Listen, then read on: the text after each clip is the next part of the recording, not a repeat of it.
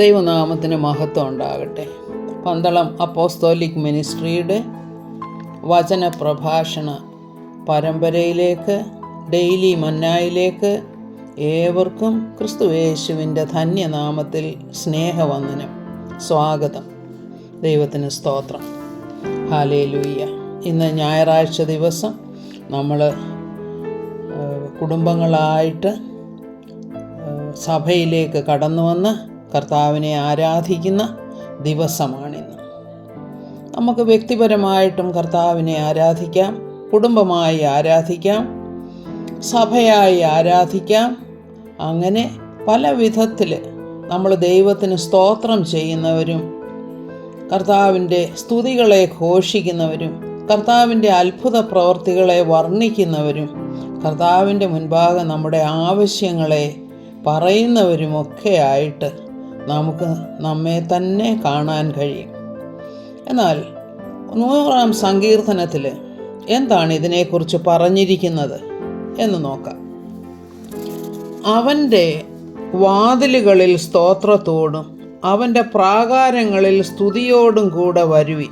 അപ്പോൾ ഇത് പഴയ നിയമത്തിൽ സമാഗമന കൂടാരത്തിൽ വന്നുകൊണ്ടിരുന്ന ആ ഒരു രീതിയായിരുന്നല്ലോ അന്ന്. സമാഗമന കൂടാരത്തിൽ എന്ന് പറഞ്ഞാൽ ദൈവം വസിക്കുന്ന ഇടമാണ് ഈ സമാഗമന കൂടാരം എന്ന് വെച്ചാൽ.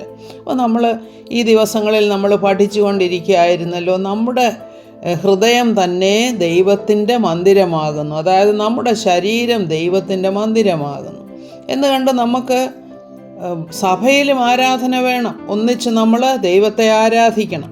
അപ്പോൾ നമ്മൾ എന്താണ് ആദ്യം, നമ്മളെങ്ങനെയാണ് അതിൻ്റെ ഓർഡർ എന്ന് വെച്ചാൽ, ആരാധനയ്ക്ക് ആദ്യമായിട്ട് നമ്മൾ എന്താണ്, സ്തോത്രഗീതങ്ങളാണ് പാടുന്നത്. ഈ സ്തോത്രഗീതങ്ങൾ പാടുന്നതിൻ്റെ ഉദ്ദേശം എന്താണെന്ന് വെച്ചാൽ ദൈവത്തിന് നന്ദി പറയുക എന്നാണ്. കഴിഞ്ഞ ഒരാഴ്ചക്കാലം അല്ലെ കഴിഞ്ഞ കാലങ്ങളിലൊക്കെയും നമ്മളെ അത്ഭുതകരമായി നടത്തിയ ദൈവത്തിന് നമ്മൾ നന്ദി പറഞ്ഞുകൊണ്ടാണ് ദൈവത്തിൻ്റെ പ്രാകാരങ്ങളിലേക്ക് അല്ലെങ്കിൽ വാതിലുകളിലേക്ക് വരേണ്ടത്. ഇനി വാതിൽ കഴിഞ്ഞിട്ടാണല്ലോ പ്രാകാരം. അപ്പോൾ പ്രാകാരത്തിൽ എന്താണ് ഇവിടെ എഴുതിയിരിക്കുന്നത്?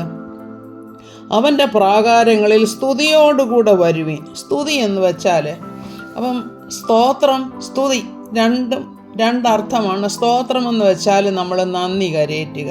ഇനി സ്തുതി എന്ന് വെച്ചാൽ അവനെ മഹത്വപ്പെടുത്തുക. ദൈവം ആരാണ്, നമുക്ക് എന്താണ് കർത്താവ് ചെയ്തിരിക്കുന്നത്, അവൻ്റെ മഹിമ എത്രമാത്രമാണ്. ഈ വക കാര്യങ്ങൾ നമ്മൾ ദൈവത്തിൻ്റെ നാമത്തെ മഹത്വപ്പെടുത്തിക്കൊണ്ട് നാം ദൈവത്തെ സ്തുതിക്കുകയാണ് ചെയ്യുന്നത്. സ്തുതിക്കുക എന്ന് വെച്ചാൽ ദൈവത്തെ മഹത്വപ്പെടുത്തുക, അവൻ്റെ നാമത്തിന് മഹത്വം കരയേറ്റുക എന്നാണ് അതിൻ്റെ അർത്ഥം. ഇനി അത് കഴിഞ്ഞിട്ട് വീണ്ടും നമ്മളിവിടെ പറയുന്നത്, അവൻ നല്ലവനല്ലോ, അവൻ്റെ ദയ എന്നേക്കുമുള്ളത്. അവൻ നല്ലവനല്ലോ എന്ന് പറയുമ്പോൾ, അപ്പം നമ്മൾ ചർച്ചിൽ നമുക്ക് ടെസ്റ്റിമണി ഉണ്ടല്ലേ.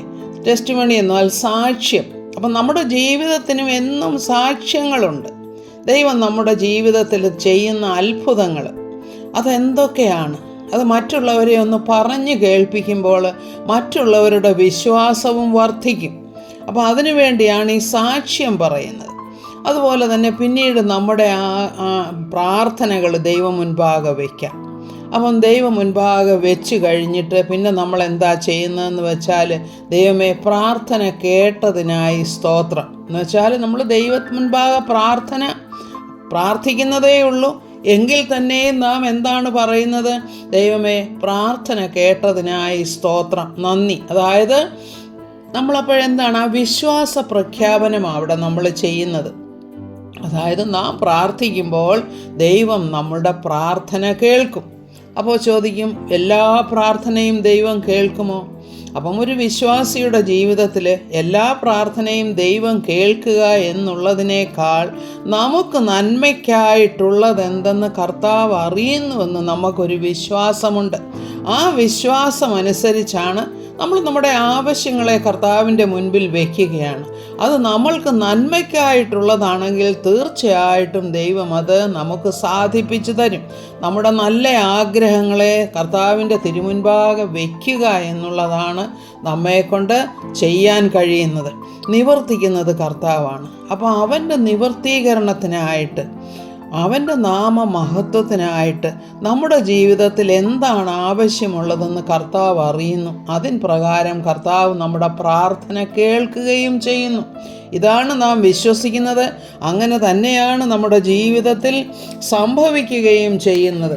ഈ നമ്മൾ 96-ാം സങ്കീർത്തനം നമ്മൾ എടുക്കുകയാണെങ്കിൽ, നാൾതോറും അവൻ്റെ രക്ഷയെ പ്രസിദ്ധമാക്കുവീൻ, ജാതികളുടെ ഇടയിൽ അവൻ്റെ മഹത്വവും സകല വംശങ്ങളുടെയും ഇടയിൽ അവൻ്റെ അത്ഭുതങ്ങളും വിവരിപ്പീൻ. അതായത് നമ്മുടെ ജീവിതം കൊണ്ട് നമുക്ക് മറ്റുള്ളവരോട് സാക്ഷ്യം കൂടെ പറയാനായിട്ട് സാധിക്കും. അതുപോലെ കർത്താവ് നമ്മുടെ പ്രാർത്ഥന കേൾക്കുമെന്നാണ് ഇതിൻ്റെ അർത്ഥം.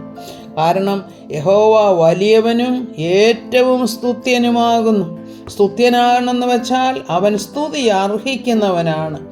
അപ്പം അവൻ എല്ലാവരെക്കാളും ഭയപ്പെടുവാൻ യോഗ്യനാണ് എന്നാണ് സങ്കീർത്തനക്കാരൻ പറയുന്നത്.